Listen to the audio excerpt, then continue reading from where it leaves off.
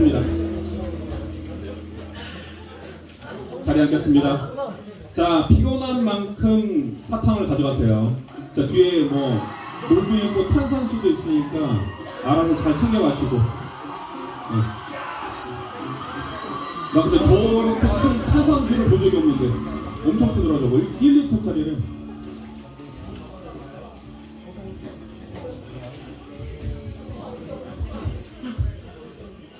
자, 아, 너 좀 말았구나. 좀 말았구나. 자, 저기 자기 거 할 거 하면서 들으세요. 이게 약간 저희가 컨셉이 없던 게 아니고 컨셉이 약간 있었어요. 어떤 컨셉이었냐면 이제 그 시작한 그 클럽인데 아직 돈이 없어가지고 약간 좀 이렇게 좀 장비가 부족하고 약간 허름하고 약간 그런 느낌이어가지고 그래서 지금 뒤에 저기에다가 저기 탄산수랑 저거 뭐 타먹으라고 시럽이랑 갖다 놓은 거니까 적극적으로 저기 가져갔어요. 아셨죠? 자, 그럼 다 들어왔습니까? 자, 들어왔나? 네. 형님이 들어오겠다 마음으로 왔네. 여기 와, 여기 앉아도. 자, 자리 잡으시고. 너 목살이 막. 그리고 허리 안 좋으신 분들은 양쪽으로 붙어도 돼. 양쪽으로 붙어도 돼요. 그리고 아시지만, 자, 이게 저희가 좌식 생활을 안 하다 보니까 이게 좀 오래 앉아있기 좀 어렵습니다. 그래서 나는 좀 몸이 불편하다. 그러면 그 예수님처럼 약간 옆으로 누워도 돼요.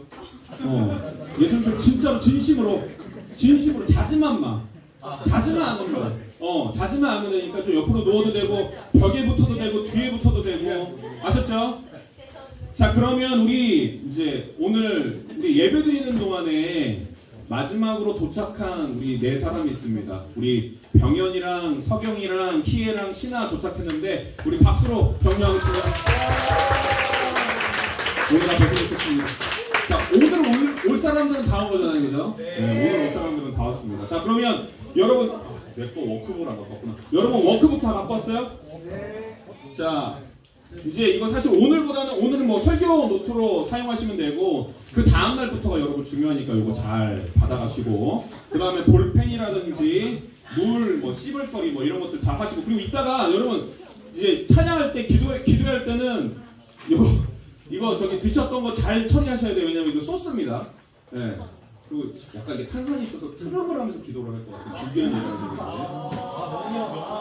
자, 그리고 여기 보시면 예수 괄호 살자가 저희 주제잖아요. 근데 여기 괄호에다가 자기 이름을 쓰신 분 있어요. 그러니까 예수님이 여러분을 위해서 사신 게 맞긴 맞아요. 네, 그렇긴 하지만 뒤에다가 여러분 이름 쓸 공간을 만들어 놨습니다. 세 겹줄의 소망을 품을 하고 거기다가 여러분의 이름을 쓰면 됩니다. 아셨죠?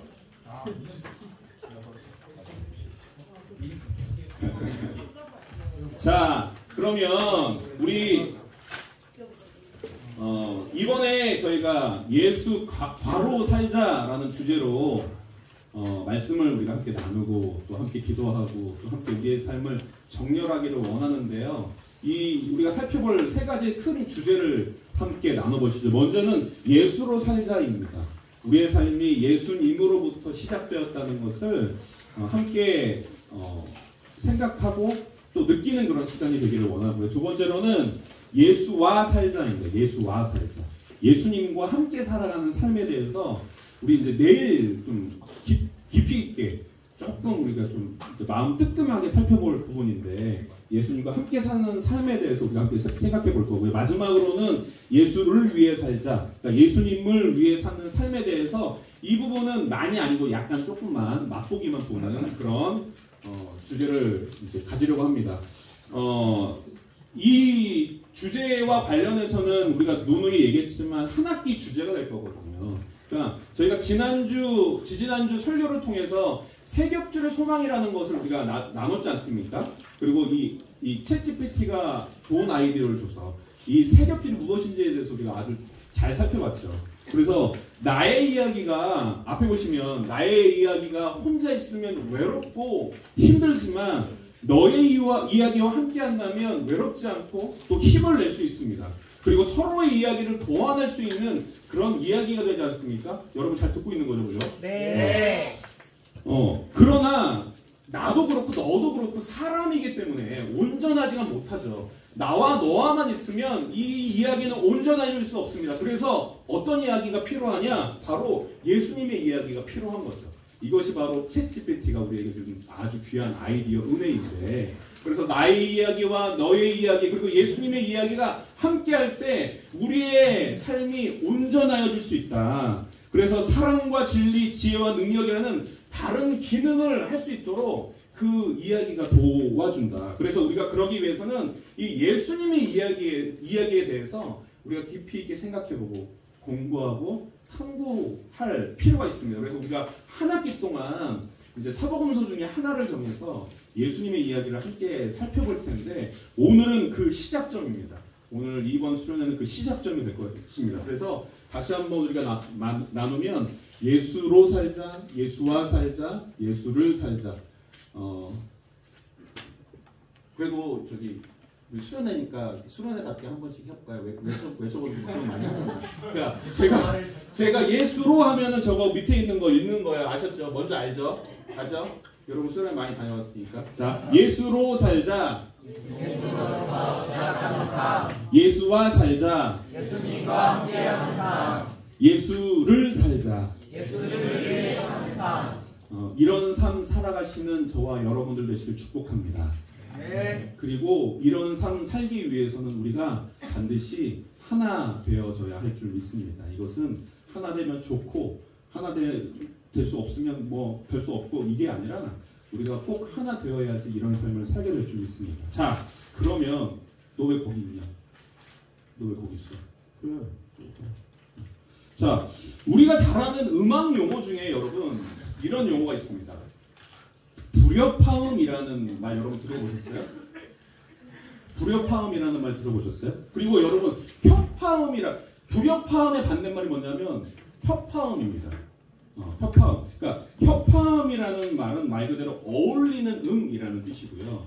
불협화음은 그 반대인 거죠. 어울리지 않는, 안 어울리는 그런 음이라는 것입니다. 그래서 사실 이 불협화음이라는 말은 사실 우리 일상생활에서도 사용하잖아요. 그래서 서로의 뜻이 맞지 않아서 충돌이 일어나는 상태를 불협화음이다라고 보통 이야기를 합니다. 그래서 이것이 뭐 서로의 뜻이 맞지 않고 갈등이 있고 다툼이 있고 충돌이 있을 때 그럴 때 이제 사용을 하는데요. 때문에 어떤 그룹에서 만약에 우리 안에서 우리가 지금 불협화음이 났다라고 말을 하면 지금 우리 안에 상황이 좋지 않다는 거죠. 그렇지 않습니까? 상황이 좋은 게 아니잖아요.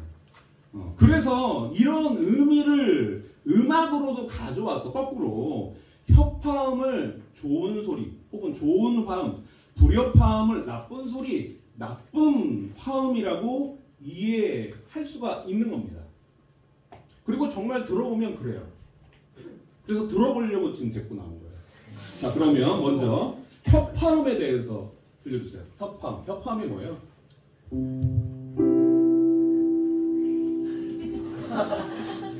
좀 더 쳐봐요. 이게 협화음이에요. 이게 협화음. 뭔가 이게 안정되고 부드럽고 밝고 뭐 그렇지 않습니까? 자, 그러면 그 다음으로는 자, 불협화음입니다.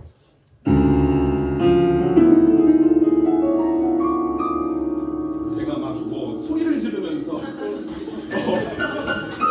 그쵸, 저문 닫아야 될 것 같고 뭔가 불안하고 초조하고 불안정하고 이것이 바로 이제 불협화음인데, 그러니까 아까 말씀드렸던 것처럼 이와 같기 때문에 소리가 협화음은 좋은 소리고, 그러니까 좋은 음악은 협화음으로만 이루어져야 하지 않을까 생각할 수 있는 거죠.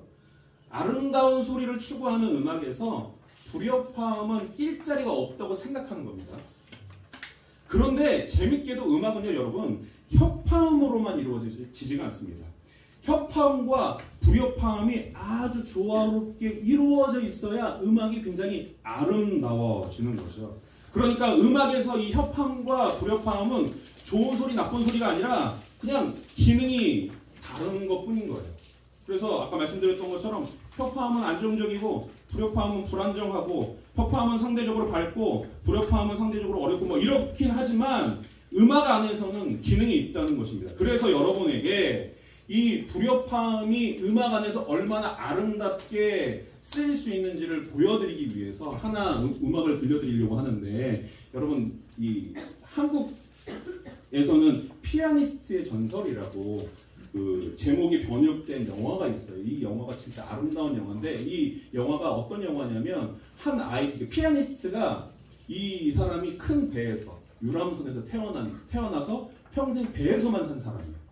그래서 거기서 이제 피아노 연주를 하고 막 이런 영화인데, 사랑을 하고 뭐 이런 영화인데, 이 영화가 그 유명한 엔니오 모리코네라는 사람이 음악을 만들었고, 그 곡 중에 이 불협화음의 아름다움을 보여줄 수 있는 더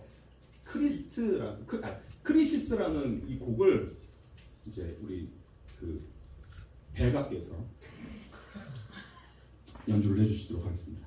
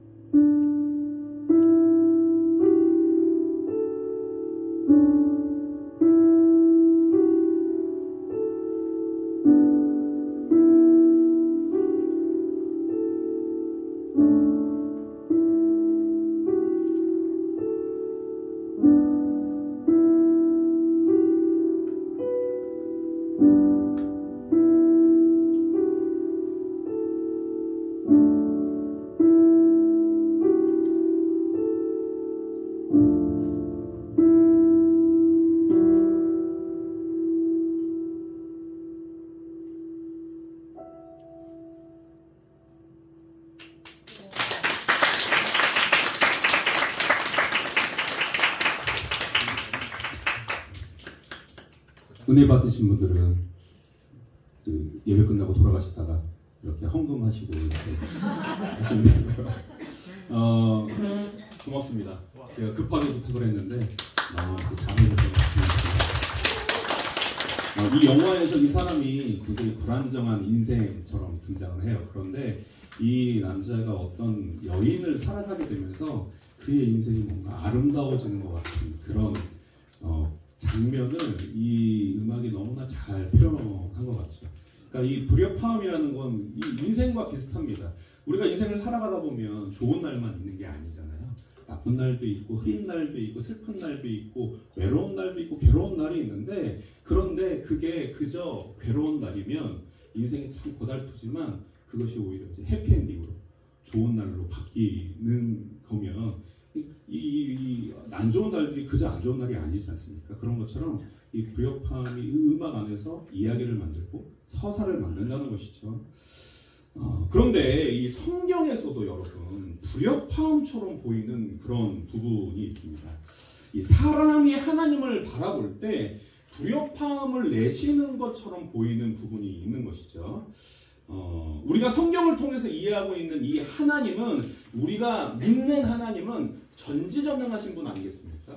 모든 것을 아시고 모든 것이 가능하신 분이에요. 그리고 우리 하나님께서 이 세상을 창조하실 때, 제가 이제 누누이 말씀을 많이 드리지만, 하나님께서 이 세상을 창조하실 때 단지 성경 안에 있는 것만 창조하시는 것이 아니라 그 외에 밖에 있는 것, 예를 들면 시간이라는 것, 그리고 공간이라는 것도 하나님께서 만드셨지 않았겠습니까? 여러분 믿으십니까? 네. 믿으세요? 그러면 사실 우리가 이 부분에 대해서는 사실 이해는 못합니다. 어떤 존재가 시간 밖에 있다는 거, 어떤 존재가 공간 밖에 있다는 걸 이해하지 못하지만 그냥 논리적으로 추론할 수 있는 거죠. 그러면 우리는 어떤 이해에 도달할 수 있냐면, 우리 하나님은 시간과 공간 밖에 계시기 때문에 사람을 보실 때 사람이 사람을 보는 것과는 다를 수밖에 없다는 거죠. 여러분, 사람이 사람을 판단할 때는 어떻습니까? 사람이 사람을 판단할 때는 그 사람의 과거와 지금의 모습을 보고 판단을 하는 거죠. 그리고 그것도 또한 불완전합니다. 만약에 제가 여기 있는 재현이를 평가한다고 생각해보세요. 제가 이 재현이를 평가할 때, 이 재현이라는 사람을 평가할 때, 제가 사실 이 재현이라는 사람의 태어날 때부터, 그리고 이 수원 꿈꾸는 교회 오기 전까지의 삶을 전혀 모르거든요. 제가 아는 건 오로지 한 근 1년 정도? 그죠? 우리가 이제 교제 시작한 지 아직 1년이 안 됐네. 작년 5월에 왔으니까. 왜 이렇게 오래된 거 같냐? 그리고 또 이 짧지만 그 기간 동안에 우리가 이해하는 건 이제 뭐 도라에몽 주머니 같은 사람이다. 없는 게 없다. 모든 것을 많이 가지고 있다. 뭐 이런 것들을 우리가 이해할 수 있는데, 그런데 그 판단은 여러분 아시겠지만, 그리고 참 좋은 사람이라는 것을 저는 이제 확인을 하지만, 이 판단이 여러분 불완전한 이유는 무엇이냐면, 제가 본 것은 고작 1년도 안 된다는 거예요. 그렇잖아요? 그리고 사람이 사람을 판단할 때 그럴 수밖에 없지 않습니까? 모든 걸 볼 수가 없어요. 모든 걸 볼 수가 없습니다. 그런데 하나님은 다르시다는 거죠. 하나님은 다르시다는 거예요. 아까 말씀드렸던 것처럼 우리 하나님은 시간 밖에 계시기 때문에 사람을 보실 때 전체를 한 번에 다 보신다는 거예요.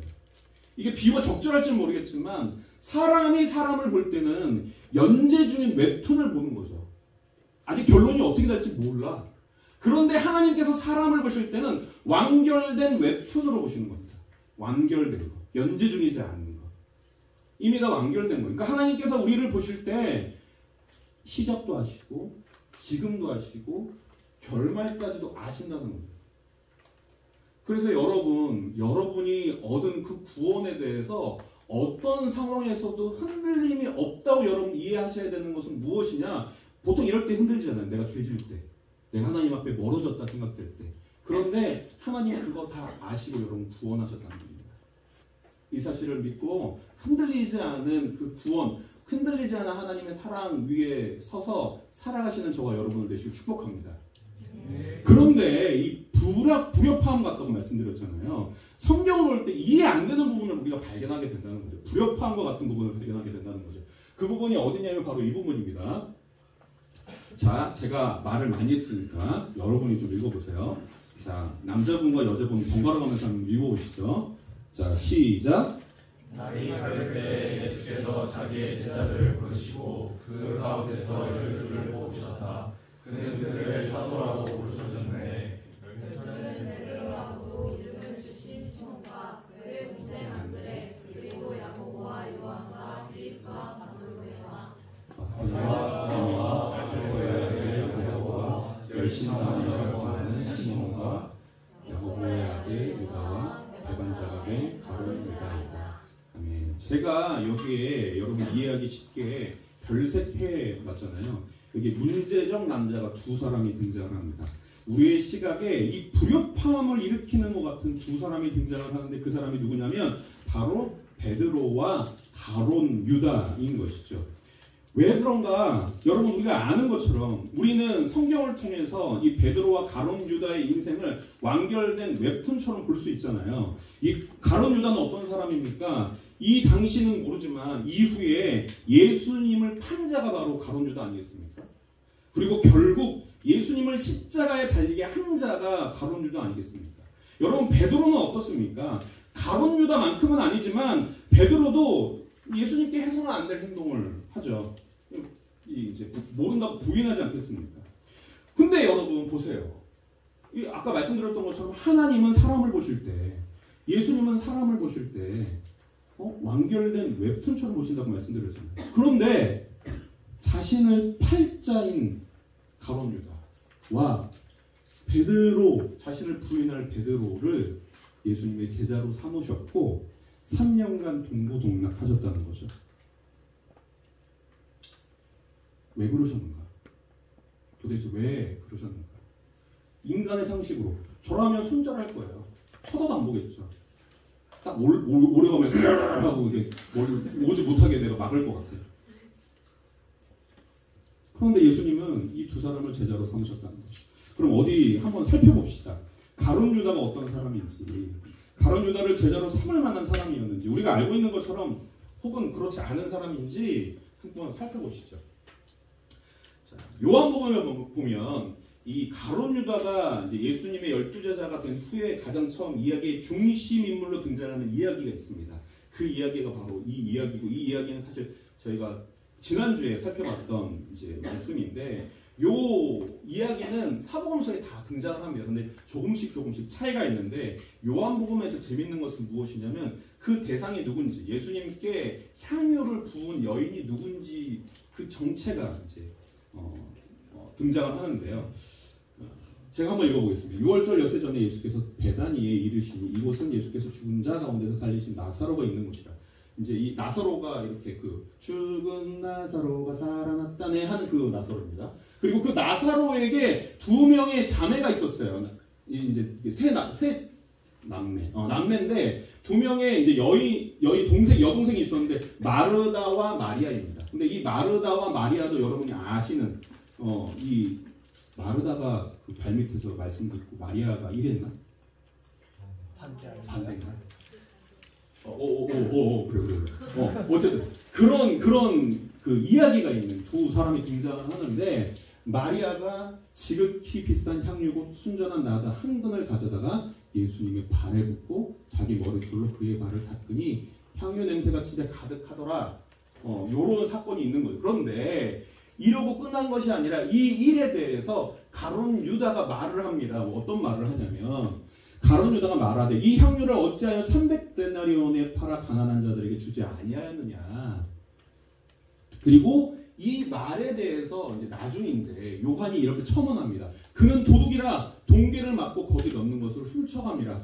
그래서 이제 이런 말을 했던 것이죠. 그 300데나리온을 우리에게 줬으면 내가 그 돈을 잘 이렇게 알아서 재밌게 쓸 텐데 왜 그 돈을 그거를 이렇게 아깝게 깨버렸느냐, 이제 이렇게 이야기를 하는 거죠. 그러니까 오늘 본문은, 그러니까 이게 우리 지난주에 말했던 것처럼 이 1데나리온이라는 것이 굉장히 큰 돈이라고 말씀드리지 않았습니까? 1데나리온은 그 당시에 일꾼의 하루 일당이었어요.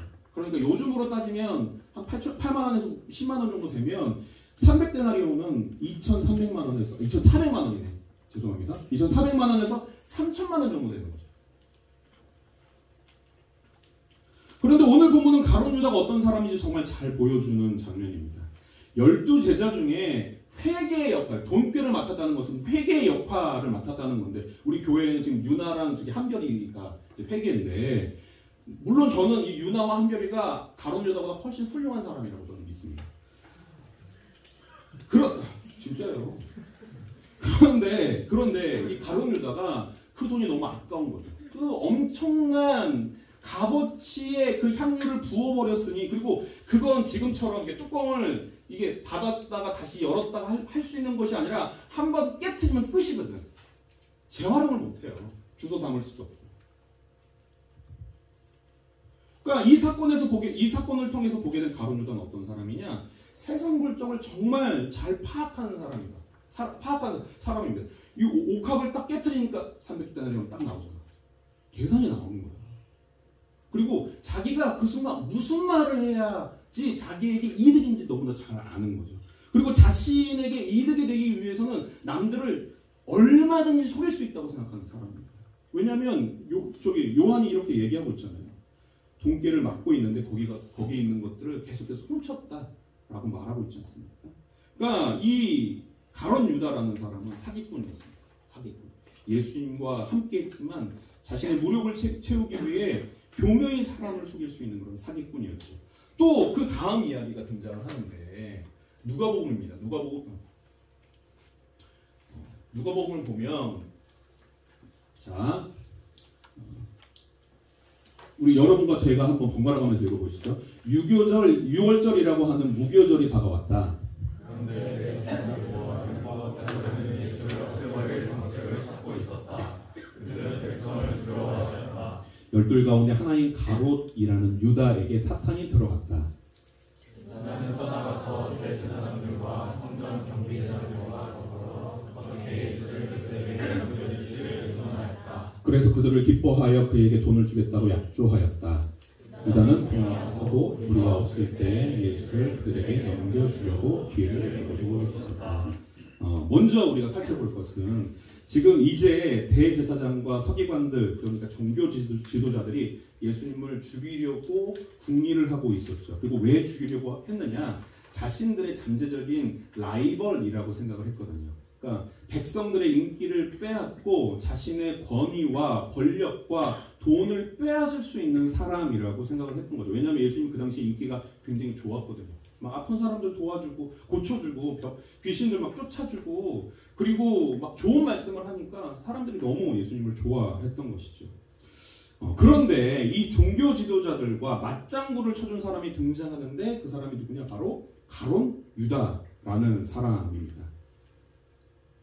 가룟 유다가 예수님을 팔 궁리를 하고 있는 것이죠. 그리고 마태복음에 보면 그가 얼마를 받았는지가 나와요. 얼마를 약속받았는지. 예수님을 팔게 되면서 얼마를 약속받았는지가 나오는데 여기 보면 그들은 유다에게 은돈 30립을 세마여 주었다라고 말하죠.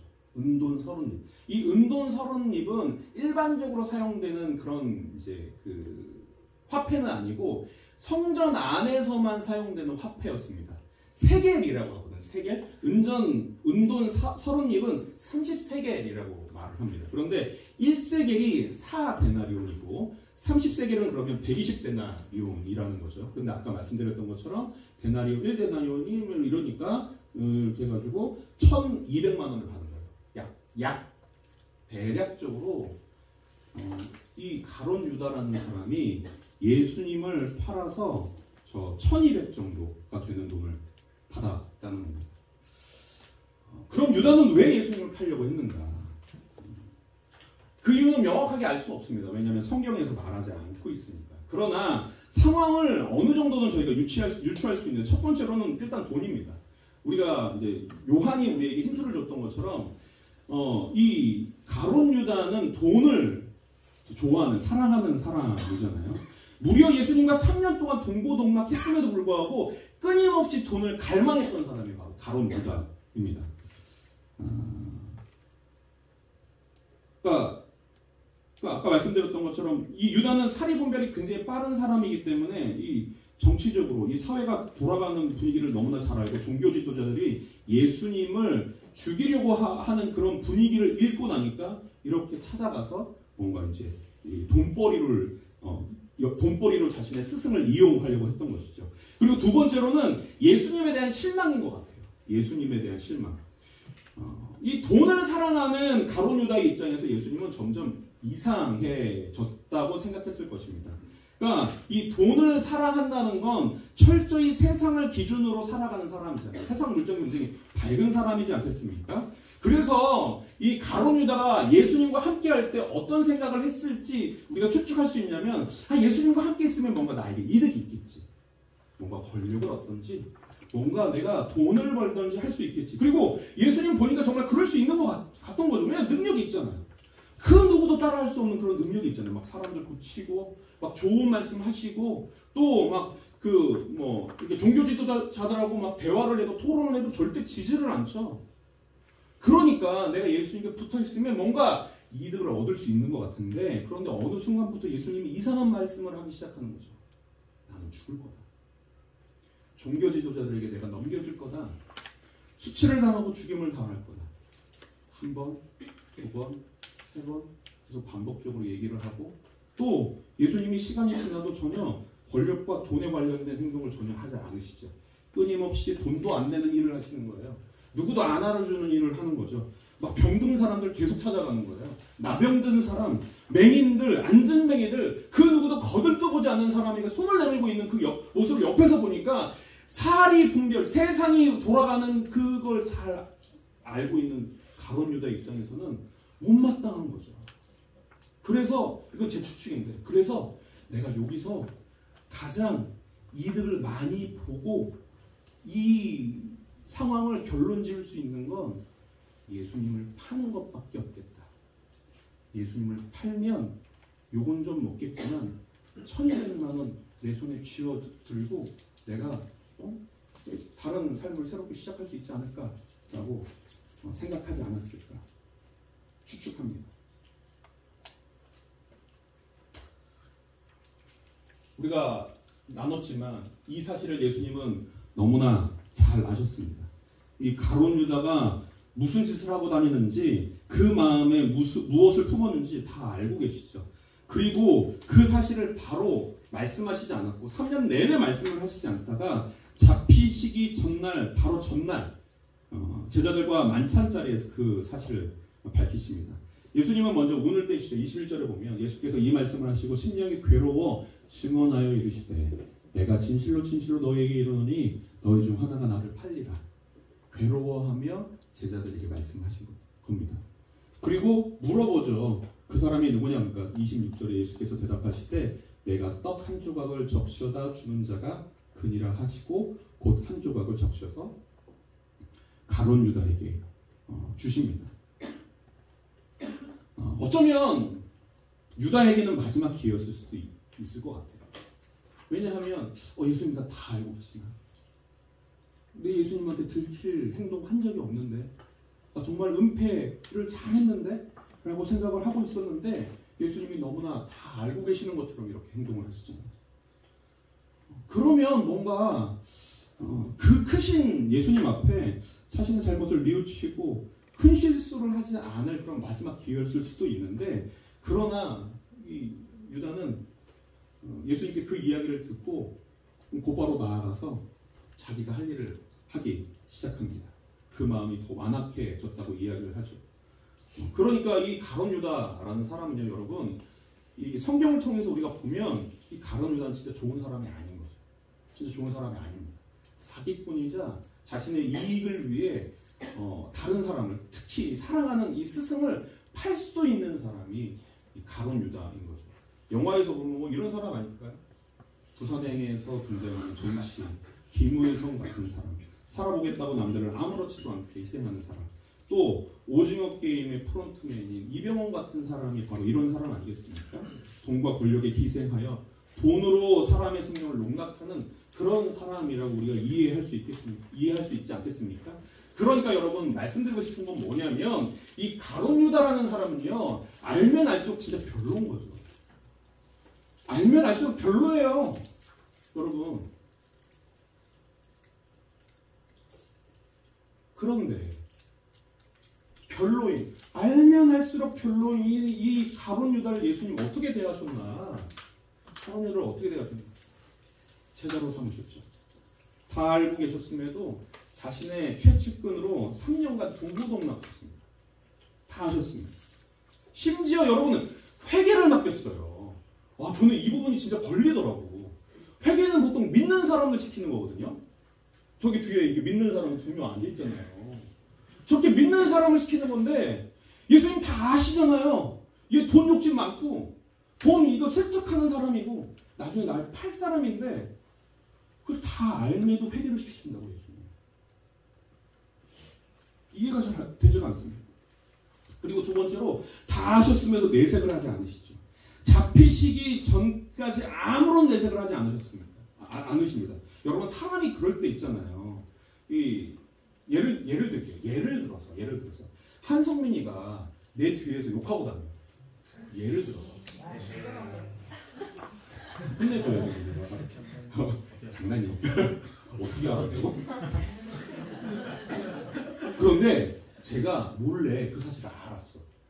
성민이가 모르게 내가 안 거죠.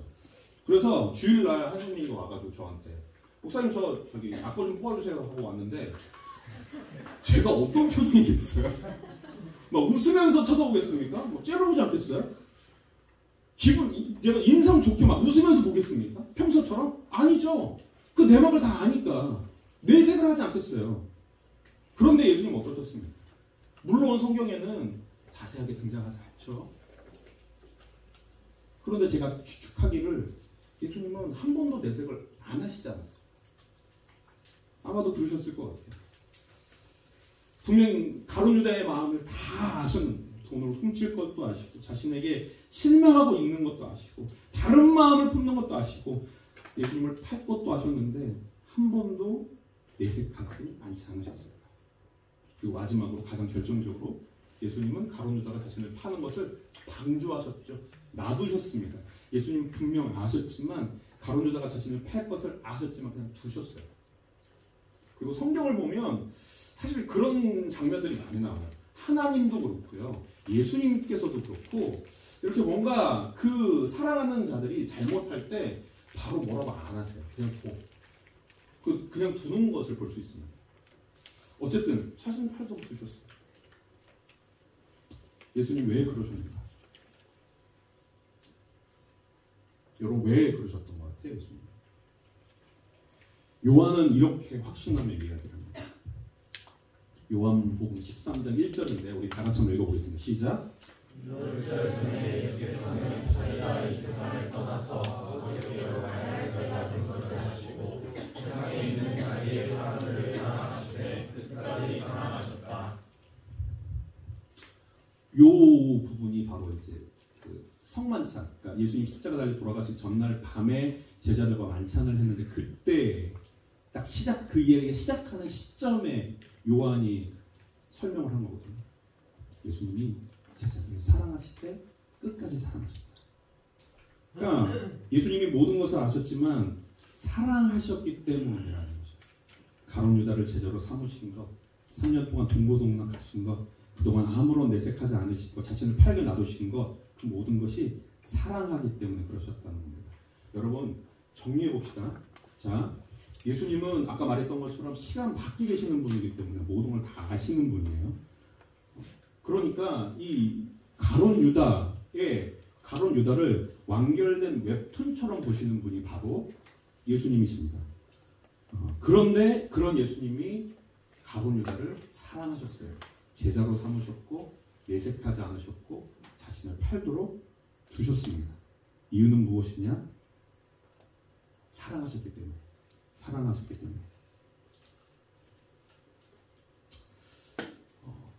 저는 사실 그래도 잘 이해가 안 되더라고요. 사랑하셨다? 그 어떻게 사랑할 수 있을까? 그리고 이게 어떤 의미인가? 어떤 크기의 사랑인가? 어떤 종류의 사랑인가? 잘 이해가 안 되더라고요. 그래서 고민을 좀 많이 했습니다. 이게 뭔가? 예수님은 왜 사람의 머리로 잘 이해되지 않는 그런 행동을 하셨는가? 사람의 생각에 불협화음을 일으킬 일을 하셨는가? 그러다가 한 가지 생각에 도달했습니다. 그리고 조금 이해할 수 있었어요. 저에게 가까운 이야기로 이해해 보는 건데요. 이런 겁니다. 제 아들이죠. 제 아들 은결인데 내 아들 은결이가 나를 팔아넘긴다면 내 아들 은결이가 가룟 유다와 같은 짓을 나에게 한다면 20세가 되는 우리 아들이 지금 12살인데 20세가 되는 해에 나에게 저주를 퍼붓고 내 아들이었던 것이 그의 인생에 가장 운이 없는 일이었다며 나에게 정말 해서는 안 될 말을 퍼붓고 떠났다며 그리고 제가 그 사실을 미리 알았다며 그냥 안 것이 아니라 제 정신이 제 영혼이 잠깐 8년 뒤에 나에게 들어가서 그 사건을 고스란히 겪고 돌아왔다며 그러면 나는 은결이에게 어떻게 행동할까? 였어요. 일단 돌아와서 저는 곰곰이 고민할 겁니다. 어쩌다 그렇게 됐을까? 내가 그때 축구화를 안 했어서 그런가? 수학 공부를 할 때 내가 좀 혼을 좀 냈나? 아니면 제가 은결이보다 은우를 더 이뻐한다고 생각하나? 도대체 무슨 잘못을 했길래 내 아들이 저렇게 변했을까? 아버지 입장에서 정말 충격적이지 않겠어요? 혹은 내 아들에게 도대체 무슨 일이 있었길래 저렇게 변했을까? 고민했겠죠. 그러다가 여러분 제가 무슨 선택을 했겠습니까? 무슨 선택했겠습니까? 당장 집에서 내쫓아요? 넌 안 되겠다. 내가 넌 못 키우겠다. 손절하자. 그랬겠습니까? 그러지 않았을 것 같아요. 내가 어떤 잘못을 했는지는 모르겠지만 그 일이 일어나지 않도록 한번 잘해보자. 뭔가 문제가 있었을 거다. 내가 아는 아들은 절대 그럴 사람이 아니다. 뭔가 내가 잘못했거나 아주 큰 사건이 있었을 것이니 그러니까 남 8년 동안 한번 내가 끝까지 희망을 품고 한번 해보자. 그런 일이 벌어지지 않도록. 저는 8년 뒤 아들이 나에게 어떤 일을 행할지 보고 왔지만 저는 제 아들의 아빠로서 제 아들을 끝까지 믿을 거예요. 끝까지 기대할 거고 끝까지 희망을 버리지 않을 겁니다. 끝까지 사랑할 거예요. 그럼에도 8년 뒤에 아들이 나를 떠나면 너무너무 가슴이 아프겠지만 너무너무 가슴이 아프겠지만 그런데 바로 예수님이 그런 것 아닌가 생각이 듭니다. 이게 사실 저희가 잘 이해하기 좀 어려운 부분입니다.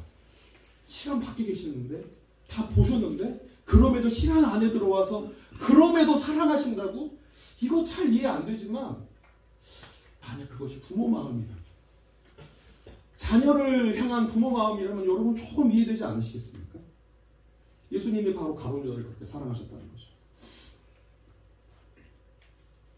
우리가 이 가룟 유다를 예수님처럼 바라봤기 때문에 사람이기 때문에 불협화음이 난 것이지만 예수님의 입장에서는 이제 그런 불협화음이 아니신 거죠. 왜요? 예수님은 사람과 다르시니까. 예수님에게 그것은 결코 불협화음이나 혹은 나쁜 소리가 아니었습니다. 이해가 안 되는 소리처럼 들리지만 그것은 결국 이 세상에서 가장 아름다운 음악, 가장 아름다운 노래가 되는 것이죠. 가룟 유다를 향해서 그리고 우리를 향해서. 우리는 이 예수님께서 가룟 유다를 제자로 삼으시고 내색하지 않으시고 자신을 팔도록 둔 그 모습을 통해 그 가룟 유다를 향한 사랑 혹은 우리를 향한 그 사랑이 얼마나 큰지를 조금 이해할 수 있게 됩니다. 조금 이해할 수 있게 되는 거죠. 그리고 여러분 가룟 유다를 그렇게 사랑하시는 것처럼 우리도 여러분도 너도 여기 계신 모든 분들을 그렇게 사랑하시는 줄 믿습니다. 그렇게 사랑하시는 줄 믿습니다. 믿으십니까? 네. 여러분을 사랑하시는데 끝까지 사랑하시는 거죠. 여러분의 끝을 다 보셨음에도 불구하고 여러분이 어떤 삶을 살았는지 다 아심에도 불구하고 끊임없이 사랑하시는 거죠. 기대하시고. 여러분 예수님이 우리의 시작을 아실까요? 다 아십니다. 제가 잘 안 보여주는 사진인데 저기 제 처제의 딸이에요. 라엘이라고 제 처제의 딸인데 아직 돌도 안 됐습니다. 저 먹을 때 발을 한쪽을 저렇게 올리고 발을 저렇게 웃는 거 보이세요? 제가 이제 애들이 지금 12살, 9살이니까 갓난 아이를 이제 오랫동안 못 보다가 쟤를 진짜 오랜만에 보니까 너무 이쁘더라고요. 그래서 우리 아내한테 처제가 사진 안 보냈냐? 보내면 빨리 나한테 보내라 이렇게 하고 있는데 여러분 어렸을 때 어떠셨어요? 여러분도 이거보다 더 귀여우셨죠? 그죠? 물론 여러분은 기억 절대 못하시죠. 그러나 여러분의 부모님은 기억하십니다. 여러분의 부모님은 기억하실 거예요. 물론 부모님이 기억하신다 하더라도 많이 왜곡됐거나 소실되었겠죠. 그러나 우리 하나님은 여러분의 시작을 하나하나 다 기억하십니다. 여러분이 탄생하는 순간, 이 세상에 나와 처음으로 빛을 보는 그 순간, 여러분이 걸음마하는 그 순간, 처음 말을 하는 순간 뭐 어떤 거 말했어요? 엄마? 아니면 아빠? 아니면 임마? 뭐 이런 거 했어요? 뭐 했어요? 그리고 여러분이 처음으로 교회 나왔던 순간 하나님은 또렷이 기억하십니다. 또렷이 기억하세요. 여러분이 기억 못하더라고요. 누구의 손에 들려왔는지, 누구의 손에 안겨왔는지, 혹은 여러분 스스로 교회에 발을 디뎠는지 모르겠지만 하나님은 그 순간을 기억하십니다. 작지만 그 입을 벌려가며 즐겁게 처음 찬양하는 순간을 너무나 기쁜 마음으로 여러분 기억하고 계실 거고, 처음으로 하나님을 진지하게 생각하고 눈을 감고 기도했던 그 순간을 우리 하나님은 기억하실 겁니다. 그리고 아담과 하와가 죄를 짓기 전 하나님과 참 친밀한 교제를 나눴는데, 그렇게 하나님과 친밀한 교제를 나눴던 그 순간을, 여러 번 나눴던 그 순간을 다 기억하실 거예요. 그리고 하나님을 위해 헌신하는 그 순간들을 기억하실 겁니다. 그런데 살아가다 보니까 그렇잖아요. 하나님을 항상 기억한다는 게, 하나님께서 원하시는 삶을 산다는 게 쉽습니까? 어디 쉽습니까? 어렵죠. 어렵습니다. 왜요? 우리가 살아가는 삶이 녹록지 않거든요. 그렇잖아요. 저도 그래요. 입시의 과정을 밟으면서 대학 생활을 하면서 사회에 발을 디딘다는 게 얼마나 힘든지, 여러분 이 수련장 오시면서 저 복도 걸어보셨잖아요. 얼마나 차가워요? 세상이 저렇지 않습니까? 너무 이해가 되더라고요. 저 복도를 이렇게 밟고 오는데 너무 차갑잖아요. 도저히 어디가 따뜻한 곳인지 알 수가 없어요. 이리저리 내 인생의 봄날이 어디인지 막 찾고 싶은데 찾을 길이 없는 거죠. 어떻게 찾는지 잘 모르겠어요. 쉽지가 않습니다. 여기도 차갑고 저기도 차갑고. 또 여러분 대학을 졸업하고 직장인 생활하면 괜찮습니까? 오늘 저기 차를 타고 오면서 저기 근황 토크 하다가 한 청년이 이런 얘기 하더라고요. 자신의 인생이 내가 하는 건가? 자신의 인생이 무채색이 되어져 가는 것 같다고. 컬러풀했다가 무채색이 되어져 가는 것 같다고. 아침에 잠을 깼지만 퇴근하고 싶은. 아침에 잠을 깼어. 근데 퇴근하고 싶어. 아직 출근도 안 했는데. 그리고 어떤 청년은 직장이 너무 멀어가지고 별 보고 출근하고 별 보고 퇴근하고, 새벽별 보고 출근하고 저녁 달 보고 퇴근하고. 그리고 또 함께 일하는 사람 내만 같습니까? 안 그렇잖아요. 내만 같지 않아요. 그 사람들과 함께 부딪히면서 살아간다는 게 정말 쉽지가 않습니다. 그리고 또 여러분 살아가다 보면 생각지 못한 어려움 겪지 않습니까? 내 잘못도 아닌데 이 가족 문제로 어려움을 겪기도 하고, 또 교통사고를 당하는 것처럼 너무나 당황스러운 일들을 우리는 가끔씩 이렇게 만나곤 하는 거죠. 이렇게 무거운 삶의 문제를 겪다 보면 어느샌가 하나님의 메시아에서 사라져 버리는 것 같습니다. 왜요? 내 삶이 너무 바쁘니까, 내 삶이 너무 무거우니까, 내 삶이 너무 중요해 보이니까, 그리고 세상이 우리를 다른 곳 보지 못하도록 계속해서 우리의 시선을 이렇게 고정해 놓는 것 같아요. 이렇게 다른 데 돌리려고 하면, 하나님 보려고 하면 이렇게 돌려가가지고 이렇게 경주마에게 눈 가리게 하는 것처럼 계속해서 너 저 꼴을 바라봐야지. 세상에서 말하고 있는 저 꼴을 향해 너 달려가야지 너 행복할 수 있어 라고 말을 하는 거죠. 그러는 사이에 우리는요, 하나님이 살아계신다는 것을 믿음에도 불구하고 눈에 보이지 않는다는 이유로, 우리의 삶에 존재감이 없으시다는 이유로 언젠가부터 하나님을 잊고 살아가는 거죠. 분명 주일에 예배를 드리러 오기는 하지만 그 순간이라도 하나님을 생각하긴 하지만 교회 밖에서의 시간이 현저히 많기 때문에, 일주일 여러분 생각해 보세요. 한 주가 168시간인데 고작 교회 와서만 예수님을 생각한다면 1시간에서 2시간이에요. 비교가 됩니까? 168시간과 2시간. 그래서 우리는 우리의 삶의 구원자가 되시고 인도자가 되시며 해답이 되시는 분임에도 불구하고 그분에게 도움을 구하지 않고 우리의 삶의 큰 문제 앞에 실망하고 좌절하는 거죠.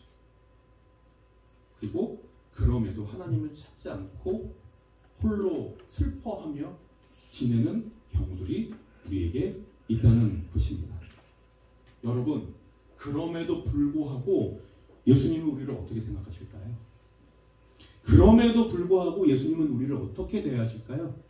그럼에도 불구하고 우리 예수님은 우리를 어떻게 보시겠습니까?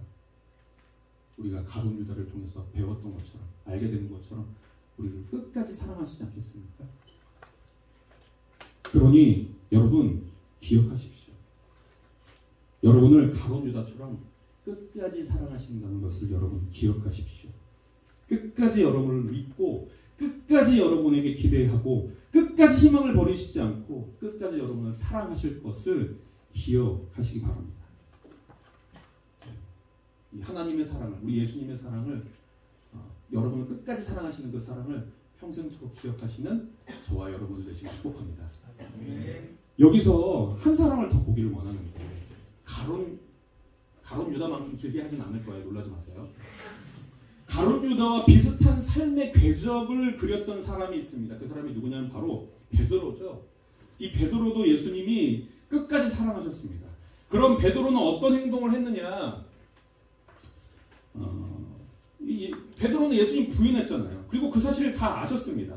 예수님이 잡히시기 전날 밤 베드로에게 이렇게 말씀하셨어요. 너희가 나를 다 버리리라. 제자들에게도 다 말씀하신 후에 이제 베드로에게 말씀하시죠. 내가 진실로 내게 이르노니 오늘 밤에 닭 울기 전에 내가 3번 나를 부인하리라. 그러니까 베드로가 뭐라고 얘기해요? 내가 주와 함께 죽을지언정 내가 주님을 부인하지 않겠습니다. 라고 헛소리를 하는 거죠. 자기가 그날 저녁에 무슨 짓을 할지 모르는데. 그럼 베드로 어떻게 행동하느냐 보세요. 그들은 예수를 잡아서 끌고 대제사장의 집으로 데리고 갔다. 그런데 베드로는 멀찍이 떨어져서 뒤따라갔다. 멀찍이 뒤따라가는 거예요. 사람들이 뜰 한가운데 불을 피워놓고 둘러앉아 있는데 베드로도 그들 가운데 끼어 앉아 있었습니다. 그때 한 하녀가 베드로가 불빛을 안고 앉아 있는 것을 보고 그를 빤히 노려보면서 말했다. 이 사람도 그와 함께 있었어요. 라고 말하니까 베드로 뭐라고 말합니까? 여보시오, 나는 그를 모르. 또 조금 있다가 다른 사람이 베드로를 보고 당신도 그들과 함께였지 않습니까? 라고 말하자가 베드로가 이렇게 말하는 거죠. 이 사람아, 나는 아니라니까. 그리고 1시간쯤 지났을 때 또 다른 사람이 강경하게 주장하였다. 틀림없이 이 사람도 그와 함께 있었습니다. 이 사람은 갈릴리 사람이었습니다. 그러니까 베드로가 여보시오, 나는 당신이 무슨 소리를 하는지 모르겠소. 라고 말이 끝나기도 전에 답이 오는 거죠. 너무 영화 같지 않습니까? 영화 같지 않아요? 그리고 오직 누가복음에만 이 장면이 등장을 하는데 61절에 보면 주님께서 예수님께서 돌아서서 베드로를 똑바로 보셨다. 답이 오니까 베드로가 3번 부인하니까 베드로와 눈이 마주친 거죠. 그리고 베드로가 생각이 난 거예요. 예수님이 그랬는데 나는 주님과 함께 내가 죽을 거라고 얘기했는데 근데 부인한 거예요. 그래서 그는 바깥으로 나가서 비통하게 울었다. 바깥으로 나가서 비통하게 우는 그런 장면이 등장을 하는 겁니다. 이야기가 이렇게 끝나느냐? 아니죠. 이야기는 이어집니다. 베드로는 사실 이야기를 끝냈어요. 끝내려고 했습니다. 그런데 그 끝내려고 한 이야기를 예수님이 다시 끄집어내셔서 시작을 하시죠. 그 사건이 있은 후에 예수님은 항상 말씀하셨던 대로 십자가에 달려 돌아가셨죠. 그리고 부활하신 후에 제자들을 다시 만나셨어요.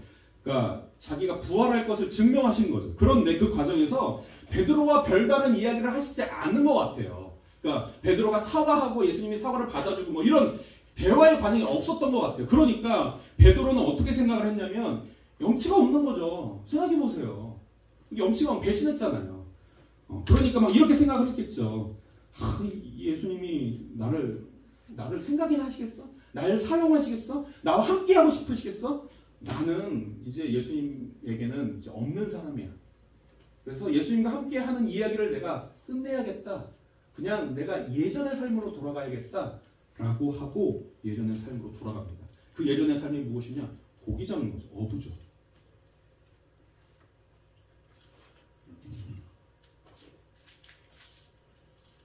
그런데 그 순간 누가 찾아오시냐? 우리가 다 알고 있는 것처럼 예수님이 찾아오시죠. 예수님이 찾아오십니다. 예수님과 베드로가 처음 만난 순간이 바로 이 장면이거든요. 어부였었고 예수님의 명령에 따라서 그물을 내렸는데 수많은 물고기를 내렸는데 누군가 어떤 사람이 오른쪽에 그물을 내려라 라고 했더니 물고기를 엄청나게 많이 잡은 거예요. 무려 153마리. 우리 아내의 키가 153. 그래서 우리 아내의 별명이 모나미거든요. 모나미 153. 큰일 났는데. 여러분 피곤한 것 같아가지고 내가 이런 얘기까지 하잖아요. 그리고 여러분 그 순간 베드로는 깨달은 거죠. 아, 예수님이시구나. 그래서 베드로 어떻게 하냐? 자기 성격대로 해요. 그냥 옷 벗은 대로 옷만 딱 집어가지고 배에서 뛰어내리는 거야. 그래서 예수님한테 막 달려가는 거죠. 그러니까 여러분 그 심령 이해되지 않습니까? 그런데 예수님 앞에 딱 섰는데 말문이 막히는 거예요. 아무 말도 못 하겠는 거예요. 그리고 예수님 뭐 하고 계시냐면 불 피우고 계세요. 아침 준비하고 계신 거예요. 가서 아침 먹어라. 제자들이 무슨 말을 깼습니까? 아무 말 하지 않고 예수님이 지어준 아침, 따뜻한 아침을 맛있게 먹으니까 그 후에 예수님 베드로에게 이렇게 말씀하십니다. 요한의 아들 시몬아, 내가 이 사람들보다 나를 더 사랑하느냐? 주님 그렇습니다. 내가 주님을 사랑하는 줄을 주님께서 아십니다. 요한의 아들 시몬아, 내가 나를 사랑하느냐? 주님 그렇습니다. 내가 주님을 사랑하는 줄을 주님께서 아십니다.